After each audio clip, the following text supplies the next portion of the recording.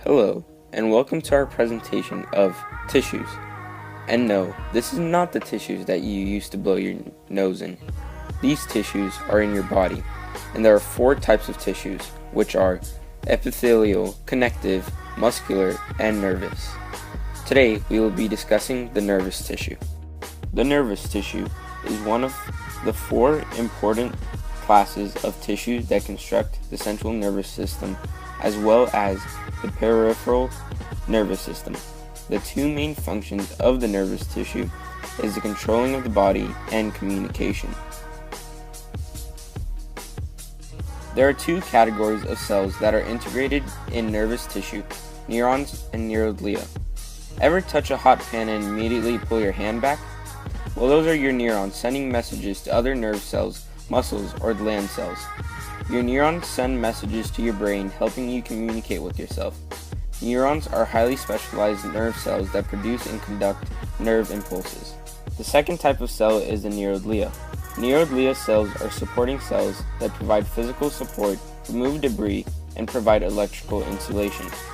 Known to be the forgotten brain cell, neuroglia cells produce myelin, a substance that increases the speed of impulses along the axon of the neuronal fiber. There are about 100 billion neurons in the brains of humans, while there are about 10 to 50 times that many of neuroglia cells in human brains. The human brain is the command or control center of the central nervous system. When a message is transmitted from anywhere in the body to the brain communicates with the body to react. Take the example of you touching a hot pan. Your hand pulls back and your nerves in your hand transmit a sign of pain in the body. The brain then transmits signals to the muscles in your hand to pull back immediately. Now, nervous tissue can be found in 3 locations of the body, which are the spinal cord, the nerves, and the brain. Nerves are situated everywhere in your body, from your internal organs to the tips of your fingers. Nerves are connected to the spinal cord, which connects to the brain.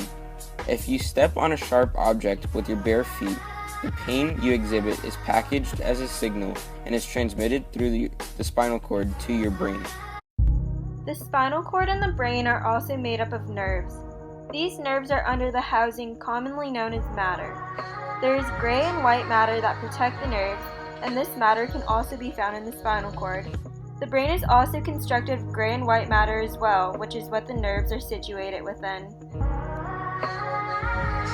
The function of the nervous tissue is sensory input, integration, motor control, movement and control of muscles and glands, homeostasis, and both conscious and unconscious thought process. The nervous tissue helps you function as a human being in going about your daily life.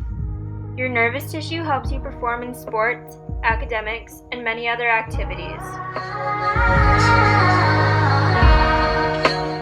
Like said before, in the nervous system, the brain helps with perception and processing of sensory stimuli, execution of voluntary motor responses, and the regulation of homeostatic mechanism. The brain is the command center of your nervous system, and the nerves function as fibers of sensory and motor neurons. The digestive tract, which is the enteric nervous system and is responsible for autonomous functions, can function independently from the brain and spinal cord. The spinal cord is an initiation of reflexes from ventral horn and lateral horn gray matter. Pathways for sensory and motor functions are between the periphery and the brain. Lastly, the ganglia is responsible for the reception of sensory stimuli by dorsal root and cranial ganglia. It's also responsible for the relay of visceral motor responses by autonomic ganglia. All of these parts contribute to the nervous system, and all these parts work independently. There are many nervous system diseases ranging from neurosclerosis and epilepsy. Many of these diseases are hereditary and there are no known ways to prevent them. The only thing you can do is identify the disease when it situates in the person's body. The first disease we will be talking about is the multiple sclerosis. This disease has an unknown cause that establishes as multiple hard plaques of degeneration of the insulating layer of fibers in the central nervous system. The loss of insulation causes short-circuiting of the nerve impulses. Depending upon the location that degeneration occurs, patients may suffer the paralysis or even blindness. The second disease is a cerebrovascular accident or stroke. When a blood vessel in the brain bursts, it causes internal bleeding. Another situation is when a clot germinates out of a blood vessel and then deprives the tissue of oxygen. The patient at risk can suffer paralysis, loss of speech, and loss of vision. The third disease is a transient ischemic attack or mini stroke. This disease is caused by a short period of insufficient blood supply to the brain, resulting in stroke symptoms, but usually lasting a few minutes, causing no permanent damage. About 1 in 3 people who suffer from this are subject to eventually have a stroke.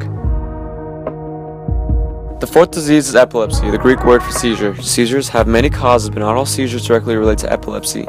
Young children who have high fevers may trigger seizures, but they usually do not last long. Epilepsy, which can be acquired at any age, causes seizures to be longer and more intense. Seizures can be controlled with medication. If the seizing person is unresponsive to medication, they may need surgery. The last disease is aphasia, or loss of speech. In your brain, the speech centers are located on the left side of the brain. If a traumatic injury were to happen to the left side of the brain, the person may suffer from speech impediment or complete loss of speech. The left side of the brain is the motor speech area, which produces language by integrating thoughts of speech with your tongue.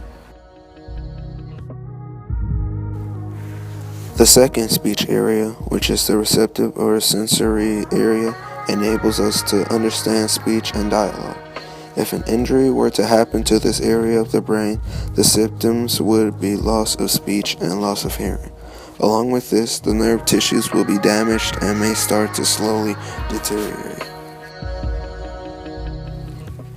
If an injury were ever to occur to the head, you should locate the nearest hospital and get it checked out. The procedure for determining any brain injury includes consulting a neurologist, brain scans, MRI, or an EEG. These procedures will help you detect trauma early in order to treat it. The importance of nervous tissue and how it interacts with the nervous system is extremely important to life. This helps us communicate and interact with others in society.